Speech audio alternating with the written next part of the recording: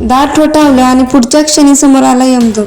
पंजाबमधील पटियालामध्ये घर पाहण्यासाठी गेलेल्या दाम्पत्यासोबत अक्षरशः थरारक घटना घडली आहे. पटियालाच्या घुमटनगर परिसरात एक दाम्पत्य प्रॉपर्टी डीलरसह भाड्याने घेण्यासाठी घर पाहायला गेले होते. मात्र घराचा गेट उघडताच अचानक एक पिटबुल कुत्रा बाहेर आला आणि त्याने महिलेवर हल्ला केला.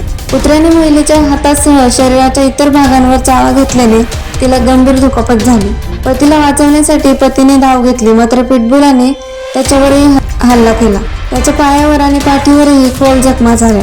महिलेवर रुग्णालयात शस्त्रक्रियाही करण्यात आली. या संपूर्ण घटनेचा कथित सीसीटीव्ही व्हिडिओ सोशल मीडियावर व्हायरल झाला आहे. व्हिडिओमध्ये काही स्थानिक लोक काटे आणि इतर वस्तूंनी मदतीने कुत्र्याला दूर करण्याचा प्रयत्न करताना दिसत आहेत. बराच प्रयत्न केल्यानंतर दाम्पत्याला त्या कुत्र्यापासून वाचवण्यात आले. घटनेनंतर पोलिसांनी दखल घेतली असून पीडितांचे वैद्यकीय अहवाल आणि जबाबाच्या आधारे कारवाई केली जाणार असल्याचं सांगितलं जात आहे.